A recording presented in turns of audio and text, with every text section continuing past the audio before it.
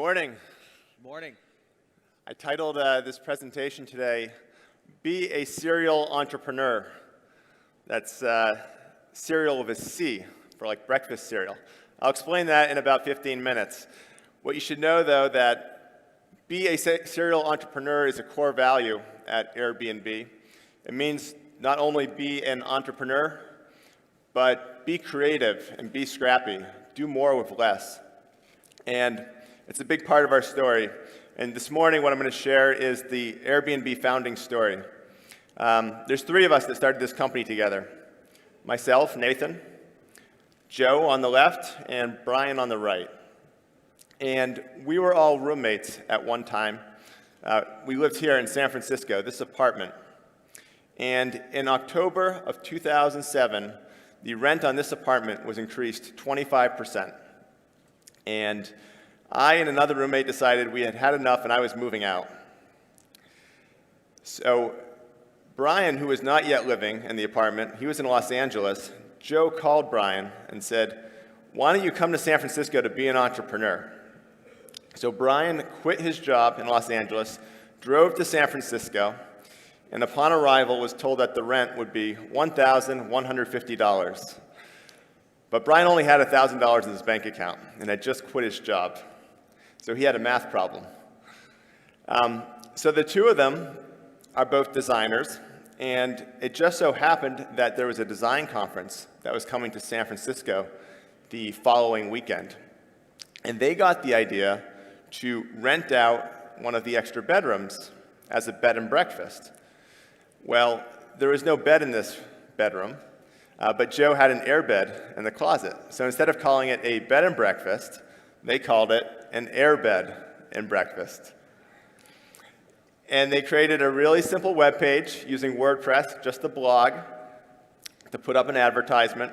They wrote to a number of local bloggers who gave them links. And within a day, they had 3 people who wanted to stay with them.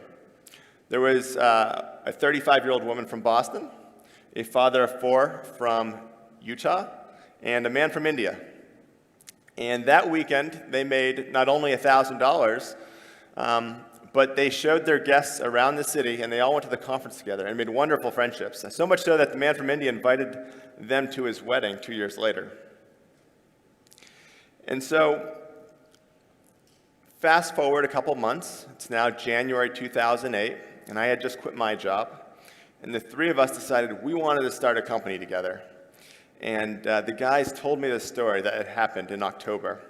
And we reflected on that, and we said there must be other people and other situations where this concept would be a good idea. And so we set out to build a website. And what we did was actually very simple. It's different than what you see today. But basically, it was a directory of events where locals could put up their spare bedroom just for the event, and those coming in from out of town could look it up and basically give you a phone call. It was a directory. It was a glorified Craigslist, basically. Very simple site. It only took 3 weeks to build, and we decided to launch it for South by Southwest in 2008, March 2008. We thought this is where Twitter had launched a year before. This was where we were going to make our big launch. So we finished the site about a week and a half before the event. We got about a dozen properties on the website, and I think 2 or 3 people might have actually used it. One of which was Brian himself. So Brian flew down to Austin, Texas, and his host picked him up at the airport, brought him to his house, and the guy's wife had made Brian dinner, really nice. The airbed was set up with a chocolate on the pillow. Wonderful hospitality. Well, at the end of the night, the host asked Brian, "Do you have the money?" Because this was before we accepted payment through the website. And so Brian said, "Oh, I had forgotten to go to the ATM. Can I bring it to you tomorrow?" And the guy said, "Hey, no problem." So the next night, before bed, the host asked Brian again, "Were you able to get that money for me?" And Brian had forgotten, again, to go to the ATM. Now, at this point, the host started to get a little suspicious of Brian. He said, "Who is this guy that I don't really know, that I met on the internet, who's sleeping on my bed?" And the hospitality began to wear off. And we thought to ourselves afterwards, how nice would it be if you could just take care of the money up front? So when you arrive, you can really focus on the hospitality. There was another thing we learned from this event, which was that afterwards, people would ask us, I'm going to London, but not for an event. Can I use your service? We said, of course not. You can only use it for events because that's how you build trust. If they don't know why you're coming to town, who will let you into their house?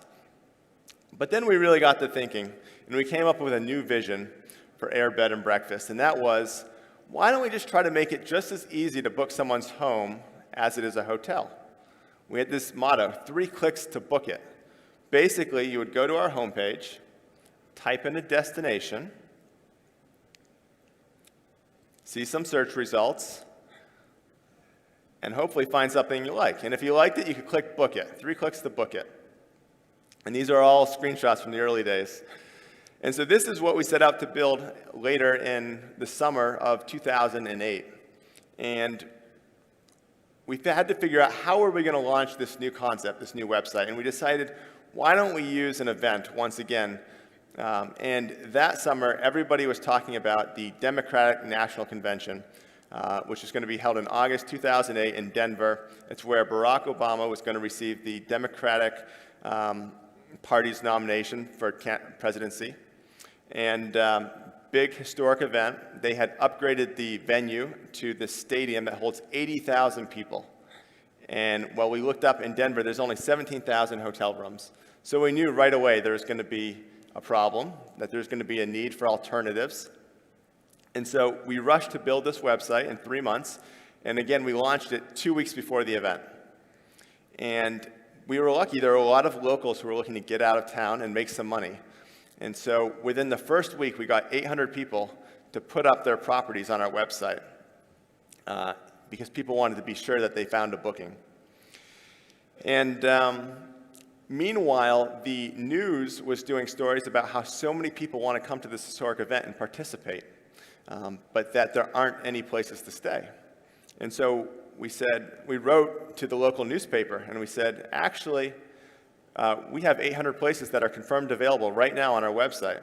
And they said, that's interesting. Let's do a story about that. And so we very quickly got in the newspaper, and by the end of the week, it had gotten picked up by CNN International, and we were doing a video interview. And suddenly, everyone across the nation, maybe even further, was hearing about this new concept, Air Bed and Breakfast. And for this event, we probably had 100 people stay on our service. It felt great. Everything that you would want when launching your company. Unfortunately, it's just the beginning.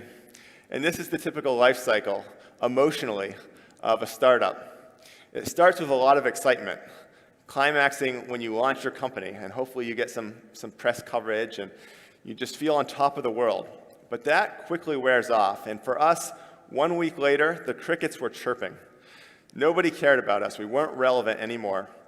And that began a very long period known as the Trough of Sorrows, where no matter what you do, it doesn't get any better, and it only actually gets worse. And eventually, if you're lucky, things do get better. But during this period, we had to find some solutions to finance the company and generate press. So after the convention, we had the contact information for many reporters who we had gotten in contact with and been featured with for the DNC. And we were thinking, how can we leverage those political reporters' contact details to get more press? And so the election was coming up very shortly in November, 2 months away. And we thought to ourselves, our name at the time was Air Bed and Breakfast. We've done a lot with the air beds. Maybe we should do more with the breakfast. And we came up with the idea to create a presidentially themed cereal, Obama-O's and Captain McCain's. And so the idea was, we created this concept, all original artwork designed, we got boxes printed, we even went to the supermarket and bought cereal and restuffed that cereal into our boxes. And we mailed 100 of each box to the reporters. And we thought, if we email them, they'll just delete the email. But if we send them a box like this, they're going to have to ask us questions. They're going to want to know, where did this come from? They're going to want to hear our story. And sure enough, it worked. Within a week of having done that, we were on CNN again, talking about the breakfast cereal. And actually, this became the #1 political video of the day and was featured on the homepage. And we had actually created 400 additional boxes of each. And we had made on our website a place where we were selling these boxes for $40 each. And that day when we were featured on the homepage, we sold a $40 box of cereal every 3 minutes. Within a week, we had sold $30,000 worth of cereal. And that's how we financed the company in the early days. Not ideal, and this is where the term be a serial entrepreneur comes from. This story right here. To be scrappy, to think creatively, and be entrepreneurial. Of course, we had tried to raise money the traditional way as well. So over this summer, we had been reaching out to different angel investors, different venture capitalists, and not with much luck. Investors ran from us like we were the plague. And one particularly memorable story, we met with an angel investor at a well-known cafe in Palo Alto, and we were pitching him, and halfway through the pitch, he just got up and walked out. And he left his drink half drunk, this smoothie. And we had thought he had gotten up to maybe just put some money in the parking meter and he was going to come back. But we waited and waited, and he never came back. And this was a picture I've taken of Brian looking perplexed. On another occasion, we were going down to Sand Hill Road to pitch a venture capitalist, and we were looking at the slide deck the night before. And this was one of the slides in the deck. And it basically says that we were going to make $200 million in revenue within our first 3 years. And I'm a very analytical person. My two partners are designers, and I was trying to explain to them, that doesn't really make sense. There's no way we can ever make $200 million in 3 years if you do the math. And so we agreed that night that we would change it to 20 million, that was going to be more realistic. And so the next day we're in the meeting, and they come to the slide, and they had changed it. They had changed it to 2 billion. And I was like, what? And of course, the guy that we were pitching wasn't buying any of it. But I asked him later, why did you do that? And Brian said one of our trusted advisors had told him that investors don't want M's, they want B's, baby. I mean, he is right, but we didn't have the story to go along with it. So times were just about to get worse, actually. So this was just the beginning of the recession. Fall of 2009, we had been at this for 9 or 10 months without jobs, without having been able to raise any money except for $30,000 from cereal, which really was actually the cost of all the cereal to begin with. And Sequoia Capital published this presentation basically saying that the good times were over and that everyone was going to need to save up capital because you might not be able to fundraise again. So as if things weren't hard enough, things got more bleak. And we were basically at the point of asking ourselves, when should we give up? When should we quit? It's almost been a year now. And despite whatever we do, we're only making $200 a week. We can't seem to increase that. And one of our advisors said, you should apply to Y Combinator. Y Combinator is an accelerator program, very well known, run by Paul Graham. And our advisor had gone through this program himself. And he said, this would be really good for you. It'll really pull you together, get you focused. And we realized that up until now, although we had worked very hard, we still hadn't given it 100%. Meaning that I was moonlighting a little bit on the side. The other guys had some other commitments. I was in Boston. They were in San Francisco. We weren't 100% focused yet. And we realized that before we could quit, we had to say we gave it our best shot. So we agreed to try out for Y Combinator. You have to apply, and we were lucky enough to get an interview. And when you interview, it's a 5-minute interview. It goes really quick. And within 2 minutes into the interview, basically Paul Graham, the guy who runs this program, was trying to convince us to do something else. So our interview wasn't going very well. And then it was over 5 minutes later. And as we were walking out, Joe took out of his bag a box of the Obama-Os and gave it to PG. And he said, what's this? Did you buy this for me? And we said, no, we made this. And he says, I don't understand. So we told him the story of the cereal. And he loved that story so much because it proved to him that we were scrappy and resourceful. And he has this very well-known quote about the importance of being like a cockroach, basically being unkillable and very scrappy. And so because of that story, he led us into the program. And that's when things began to change. We got super focused and very disciplined. I moved to San Francisco again, and we all lived together in that same apartment I showed you before, and we got hyper-focused. We woke up at the same time at 8 a.m. I was sleeping on an airbed in Joe's bedroom. We would work all day, only taking breaks to go to the gym, take a shower, and maybe go grocery shopping, make breakfast, lunch, dinner. But otherwise, we were working 6 days a week, really focused.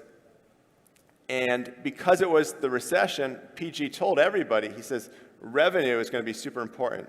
It's really important that by demo day, which is the kind of the culmination of Y Combinator, after 13 weeks you go to demo day where you pitch investors. He said it's really important that on demo day you can show that you are profitable. And we came up with this concept of ramen profitability, ramen like the soup noodles. And basically ramen profitability for us was $1,000 a week. It meant enough money to buy ramen and pay the rent, $1,000 a week. And so we created this graph of our revenue, and the red line was our goal, and we would update it every week, and we posted it all over the apartment. It was over the fireplace, and it was right in the middle of the mirror in the bathroom. So you couldn't get away from this thing. It kept us hyper-focused on what we were trying to do. It was during Y Combinator that we got some really valuable advice. This is from the creator of Gmail, actually. And he told us that it's better to have 100 users that love you than 1,000 users that like you. And so we thought about that. And Paul Graham told us something else. He said it's okay to do things that don't scale. It's counterintuitive a little bit. You're making an internet company. The whole idea is that it's self-serve and it can scale to millions. But he said when you're trying to find that product market fit, it's okay to do things that don't scale. And he asked us, where are your users? And we said, well, our users are everywhere. He said, well, no, where do you have the most users? We said, New York. He said, go to New York and meet all your users, which again was counterintuitive because we had no money. How were we going to buy plane tickets and do all this? He said, figure it out. So over the course of 4 different weekends, we went to New York and we met all of our users. At the time, we only had 20 or 30 hosts in New York, so it wasn't that hard actually. And we noticed something about our hosts. We noticed that they had really bad photos of their properties. This was again in 2008, 2009, and camera phones weren't as good as they are today. So a lot of the photos were low resolution, really dark. And so we would call the hosts up and we'd say, would you like a professional photographer to come to your home and photograph your apartment for free? And people were a little confused, but they said, sure, why not? It's free. And so they got the knock on the door. And who was it? But Joe and Brian, right? The co-founders of the company. So they were a little surprised by that. But they took the pictures with a camera that they had rented.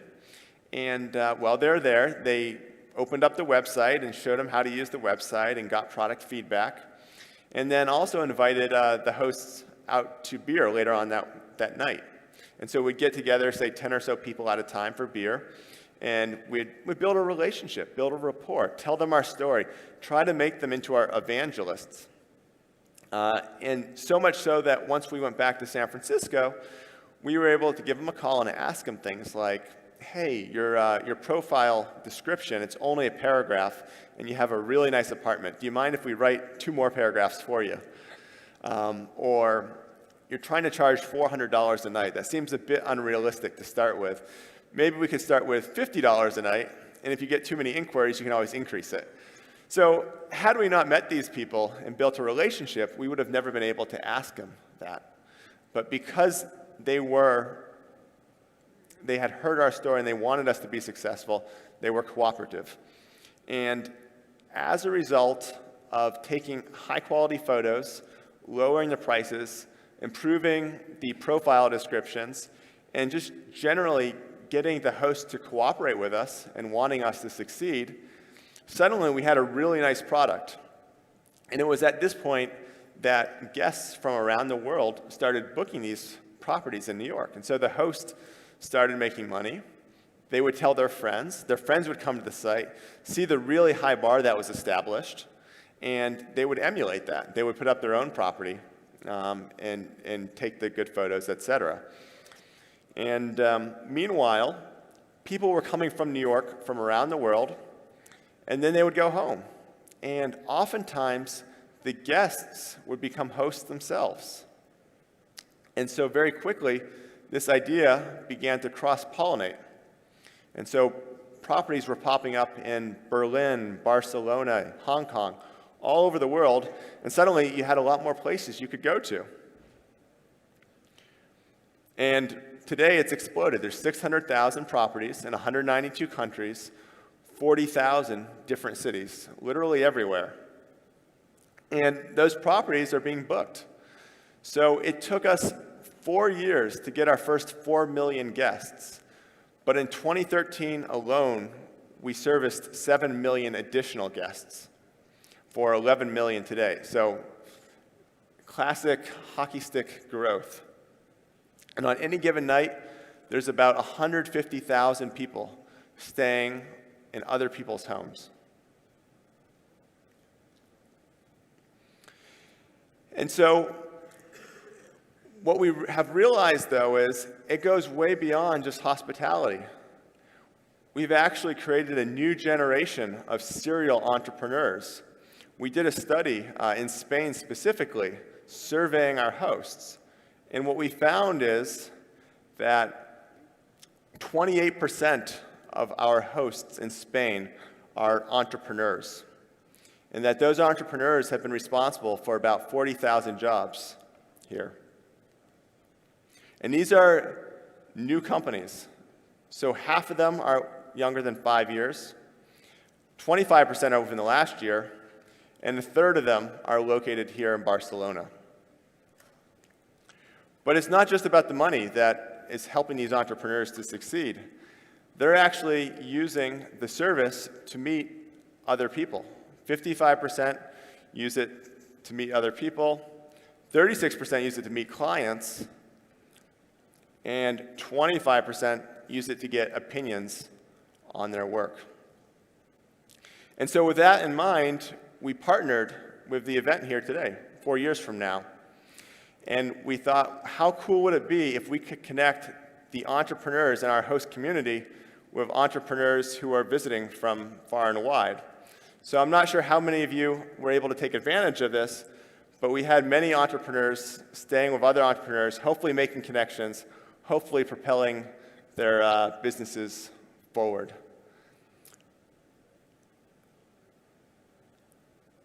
I hope you enjoyed this story. I hope you found it inspiring. I hope you have a great rest of the week here. Thank you for having me.